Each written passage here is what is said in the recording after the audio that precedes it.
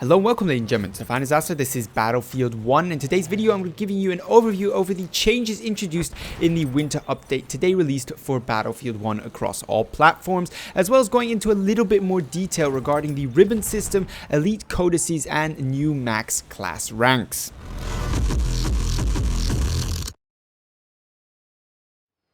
Now, for those of you who watched my CTE update video, most if not all of this information is going to be familiar. That video is only a few days old and as such it'll probably still be fresh in your mind. However, some of you will have not seen that video or just simply want a refresh on what's going on in the winter update released today for all platforms on Battlefield 1. Furthermore, we're going to be going, as already announced, into a little bit more detail regarding the ribbons, regarding the codices, codexes, and the class rank max 50.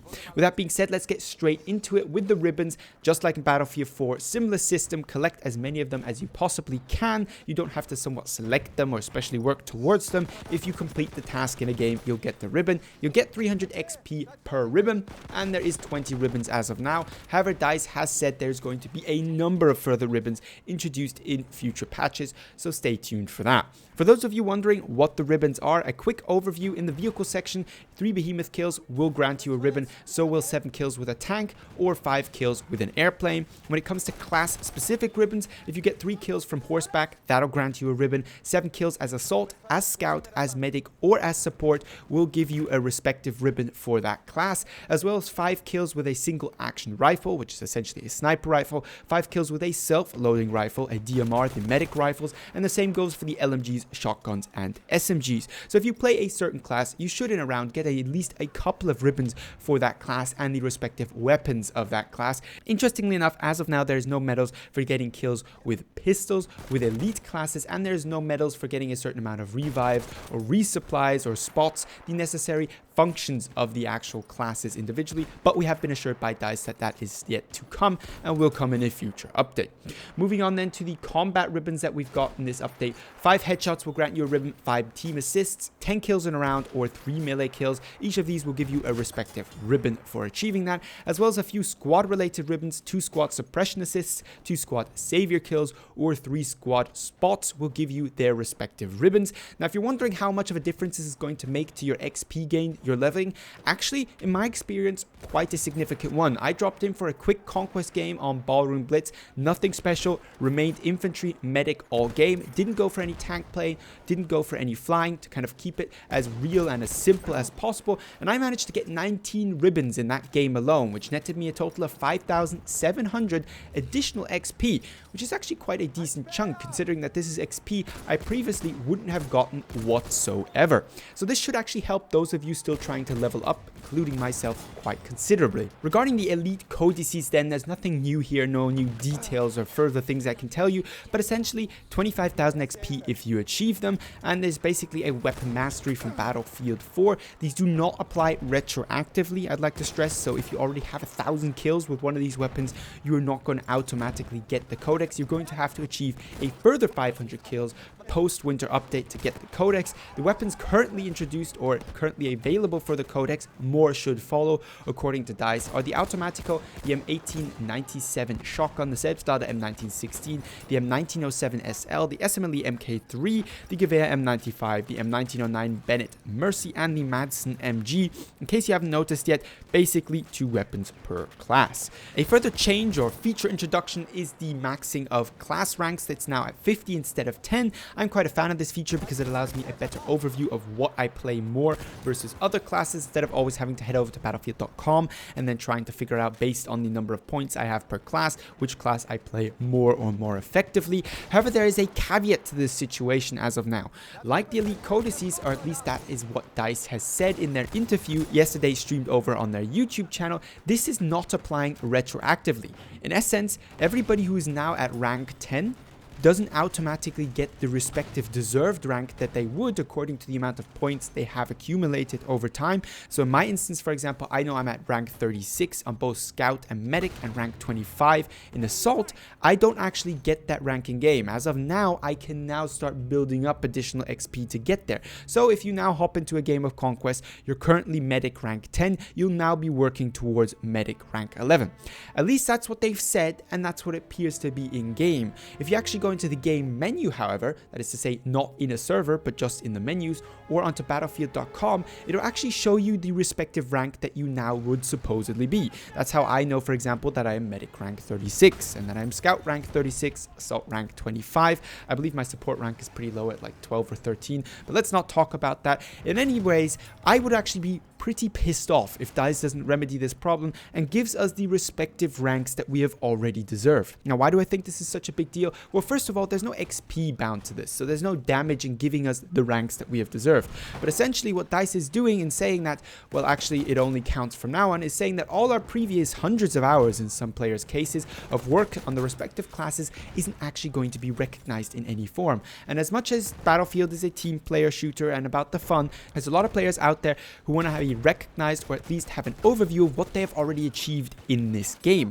And in essence, what DICE would be doing in not accounting for these previously already accumulated points beyond the maximum of rank 10 as previous before this winter update is saying that, well, all your efforts previous to this update are not really important, not valid. We're not going to take into account that you've already achieved this and that in this game, but instead are just going to start counting from now. And I think that's pretty cheap on the side of DICE. It would certainly make me pretty damn angry because frankly, I'm not only a completionist, which means I want to get to rank 50 as soon as possible, but I want to be recognized for the amount of medic, for example, that I've played versus support or assault. It's a characteristic of me as player. I prefer medic, for example, over support. It's just important to some of us, and there's no real reason, at least in my opinion, for DICE not giving us, because as previously said, there is no XP bonus gained from leveling up your classes or reaching class rank max 50, at least not that DICE has told us. There is some visual gains to be had and dog tags to be gained, which is nice and provides somewhat of a proof or a way to boast about your achievements, but there isn't any advantages gained over other players in doing so. So really, essentially, DICE has no proper reasoning for not allowing us to already be recognized for the efforts we have up to this point in time already put into our individual classes. For those of you wondering, the class rank max also applies to the elite classes, which means if you're one of the real completionists out there, you want to reach rank max 50 with every class, it's going to take you quite a lot of time, because not only are you going to have to do this with all the 4 simple main classes and the tanker and the pilot, you're also going to have to do it with the respective elite classes, which in my opinion is going to take a couple of thousand hours, but we'll have to see who the first crazy person to achieve this is. I already know it's not going to be me, but hats off to whoever manages to do it first.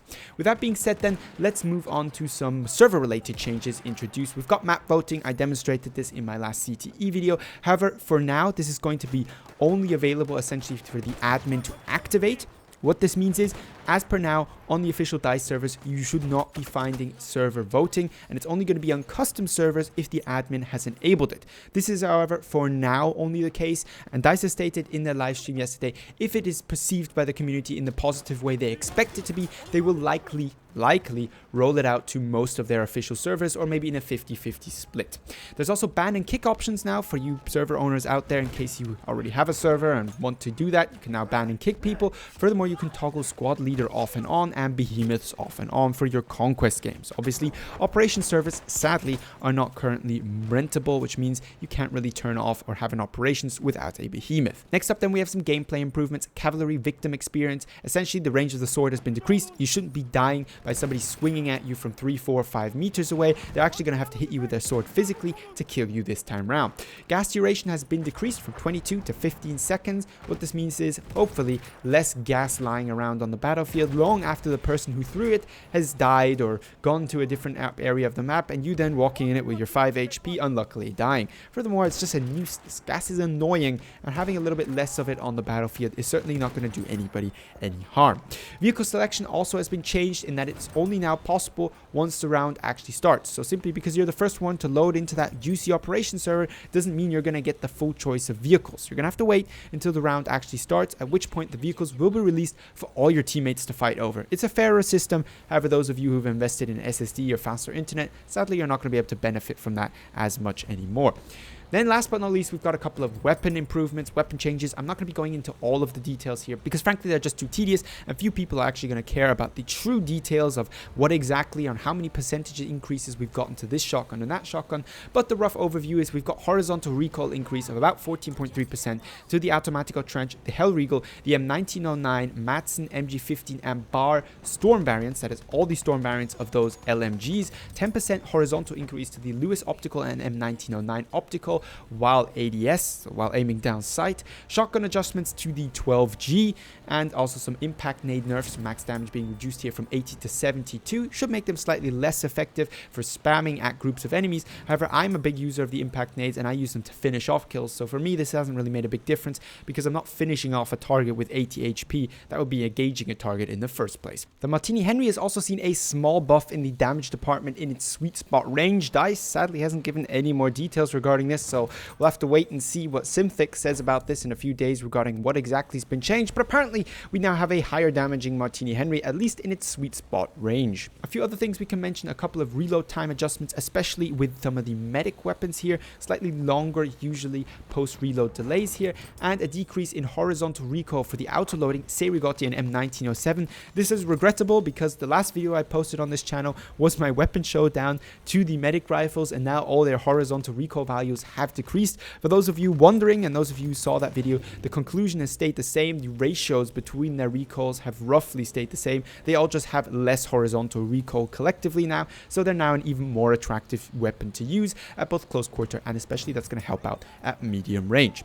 With that being said, then let me know down below in the comments what you think of the winter patch update. I mean, it is basically what we saw in the CTE. I'm pretty happy it's here. It's a couple of small improvements, but they should be noticeable over time. What I like to call comfort of life or enjoyment of game improvements. They're going to make a small difference, but a noticeable one. However, that one thing on the matter of the max class rank, I'm pretty irritated if that doesn't get accordingly adjusted to reflect those of us who have already put in quite a significant amount of time into their respective classes. I am actually going to be pretty pissed off with DICE on that matter. With that being said, as said, let me know down below in the comments your opinions on the matter, and I hope to see you all, of course, in the next Battlefield 1 video.